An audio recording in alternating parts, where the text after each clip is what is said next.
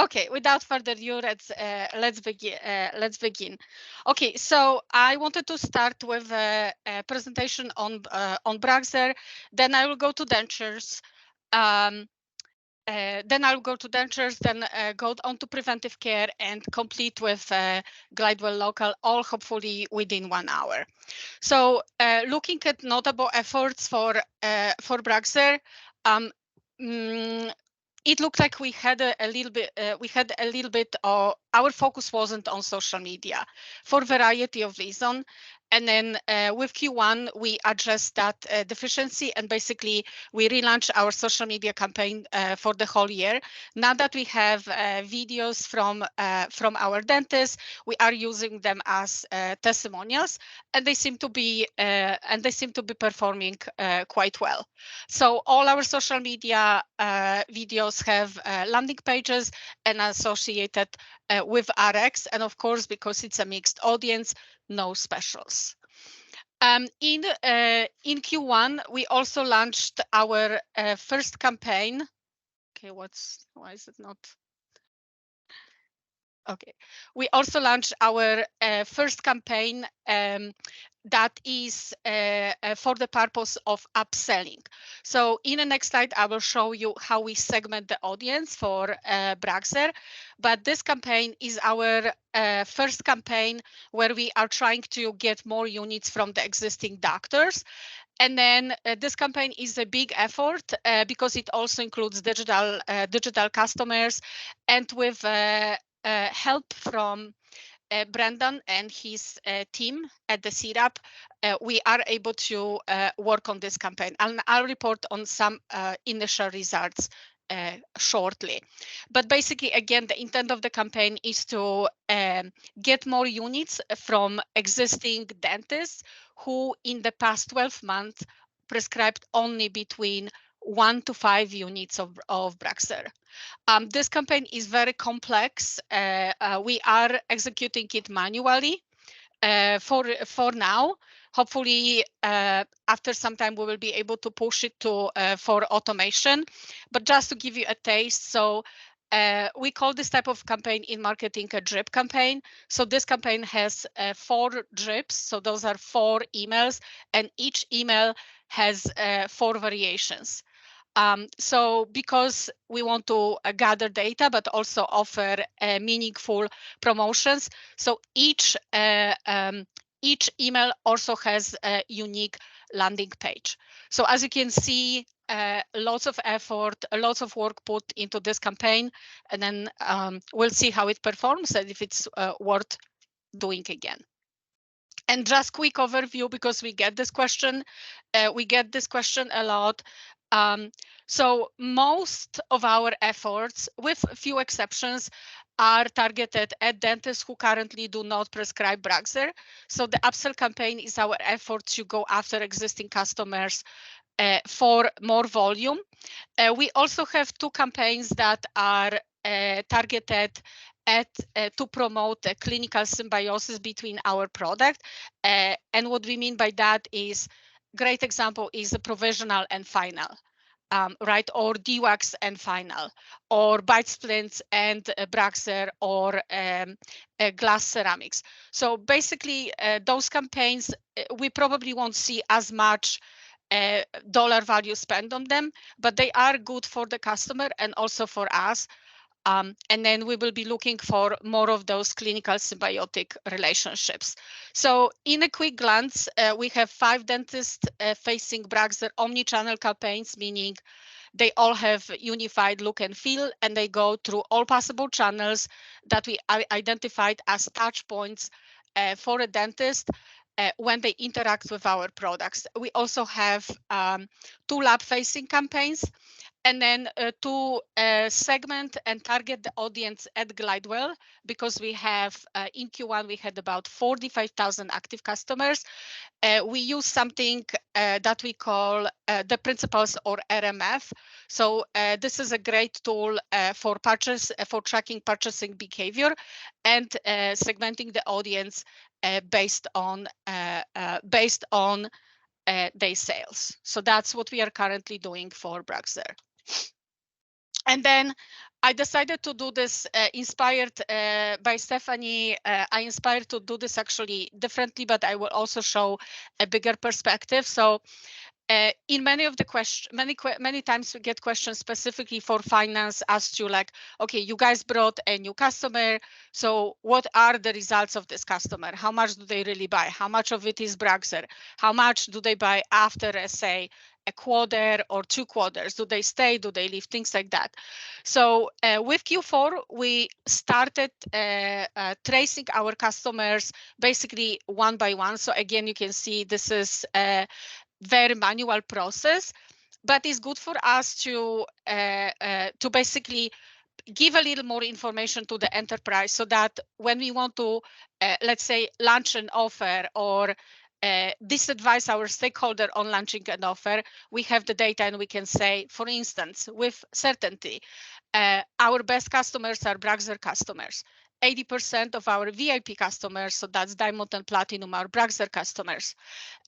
Customers who come from NightGuard, they are good customers, but if they don't BruxZir, they are less loyal, less retentive than BruxZir customers. So these pieces of information are very important for us because it helps us design better campaigns.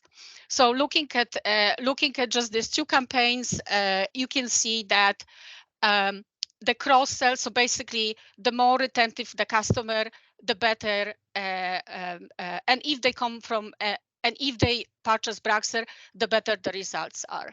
And then on a high level, so that's the information on the top of the table. Q1 was actually a pretty decent quarter for us. We brought more new customers than at the same time last year, and then our sales compared to Q1 were also higher, so pretty decent.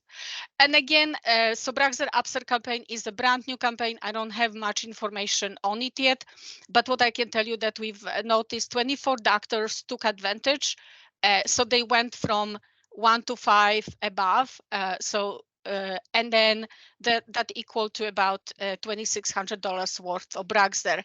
We will continue Biotemps and BruxZir campaign, even though you can see maybe the revenue is not very significant, but again, this is a great symbiotic campaign that ties provisional and final. And hopefully with the launch of the new service, Signature Service, we will be able to expand the scope and make a bigger splash with this campaign. And then our new campaign, BruxZir is every generation's choice. So we just launched it. So don't be alarmed. We just really launched it like middle of the Q1. So there isn't very much data yet on this campaign.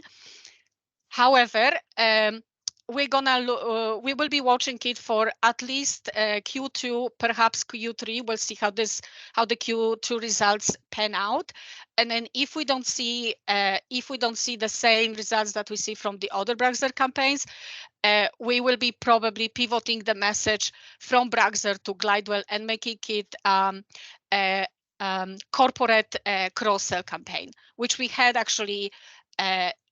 We have in plans for Q3, but using a little bit different dentist. So I'll keep you updated on that. And then two more just highlights. So we also have, and thanks to actually Samantha Omar, who's been actively reaching out and working with both Heather and I, we are looking to increase our partnership. And the reason why is because using just one channel is not really, it's a good marketing, it's a beginning marketing, right? Beginner type of a marketing.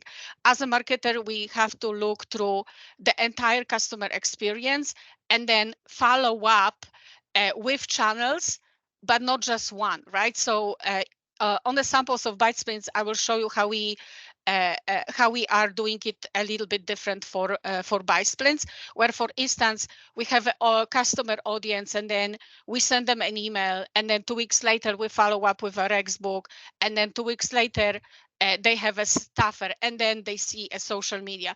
So that's kind of more ideal because you expose a customer to different vehicles, at the different times. So this initial cooperation with customer service, we are working towards expanding the scope and then bringing customer service specifically to the retention, so that we have less of the campaigns that we are trying to salvage a doctor who already left, right? So we are trying to prevent that leaving of the customer, and then be able to even predict, okay, what are the steps, or which doctors are more likely to do that and such. So that's probably a big project, as you can hear, but it's an important one for us, for to improve customer retention. And then, as with everything we do, it's not only just email, or it's not only a staffer, or QC card, or social media. Basically, we work through all the channels. So I'm only able to show you the 4 because there would be way more pages. So for every single campaign, especially omni-channel campaign that we do, we also want to have a landing page, and I've spoken about this multiple times. So landing page is something that helps us gather more data. So this is where the marketing customer intelligence comes to play. And then, so to my stakeholders, right, please be patient with us. Sometimes I know you ask us for a staffer or for an email, but it's not just an email or staffer. There is way more work involved in the back, and we always want to give you actually more than you even asked us to do. So landing pages are necessities. And then again, for all the campaigns, we utilizing all kinds of channels that we have at Glidewell. And at Glidewell, we are actually really spoiled. We have access to our direct customers. So this is where we can use shipping boxes and other similar items that are quite impossible to do for other companies in dental that go through the dealer. And then again, as you can see, each campaign, dedicated messaging, dedicated segmentation, dedicated targeting, and then touching the customers through as many channels as possible. And then for the last one, for the last campaign on BruxZir, so that's the lab-facing campaign. We basically meeting with Mr. Glidewell and Stephanie and also Rob, we decided that we will no longer offer this campaign as an omni-channel, and we basically eliminated third-party presence. The reason why we did not really see results, but we actually see quite decent results from leaving this campaign within Glidewell environment. So we'll definitely continue. And then looking at Q2, so our focus is on supporting the aesthetic symposium, and then we have some big projects to do around brochures. So that's specifically patient brochures, BruxZir brochures, and updates to mailing blanks. And as I mentioned, we will also be looking at possibly pivoting the upsell campaign a little bit. So we are seeing that there is a better movement in customers at a little bit higher level than 5 units. But again, at this point, probably we have a little bit, we don't have enough data to maybe yet make that call, but we see some different things than we expected. Let's just say it for now. We were also approached by Joe Hatuni and the LabOps team to help spearhead a new initiative for the transition of BruxZir full strength from 3Y to 4Y. So we will be doing blind tests with our current customers. We also have a legacy offer for BruxZir and DWAX. So again, that's a beautiful campaign. That's a campaign that capitalizes on the clinical symbiosis between these two products. The only issue is there are so few customers of DWAX. So, but we'll see what we can do. And then 2 other efforts are from Q1 that we researched and planned, and now they are going to the execution. And the last one, I know Doug Doug and Crystal. And Eileen, you can expect finally the execution and deliverance of the QC cards to support the biotemps, the additional to help drive units, also clinical zirconia and Emacs. And then now quick through the KPIs. So looking on the enterprise level, Q1 of this year, Q1 of 2023 was a bit better for us than last year. Our sales were slightly higher, 1.6%, but we were a bit below forecast by about 1%. And then for Glidewell, so that's 10- and 20-, we ended the quarter at over 134 million, which was ahead Q1 and again slightly below the forecast. And then for visibility, I also wanted to show, I started this in last quarter, that in the portfolio, we are a crown and bridge lab. And how do we know that? Because you can see that 61% of Glidewell revenue is tied to restorative products listed here. So we are a solid crown and bridge lab. And in our portfolio, we have some mature products like PFM, Obsidian, Clinical Zirconia, Fullcast, or Porcelain. And then, of course, BruxZir and Biotemps, newer products. So we have fairly mature portfolio. And then there are some things that we will be working with R&D to see how do we prolong the life of our portfolio? Because you can see, even though BruxZir is the key driver, because it accounts for 75% of the restorative portfolio revenue, but there are other products in our portfolio like Emacs that account for about 10%, whose life is more at the maturity stage. So you will see decline in sales moving forward. And then going to what in marketing we watch really carefully. So that's active accounts, new restarts, and then looking again from the perspective on the enterprise, but also of the entire restorative portfolio. Again, you can see solid crown and bridge indication. 85, nearly 90% of all our active customers are crown and bridge customers. 50% of them BruxZir customers, and we had some gains on active customers in this quarter versus last quarter. And then looking at new customers, for BruxZir, we brought more customers, so that's over 7% as compared to last year's quarter.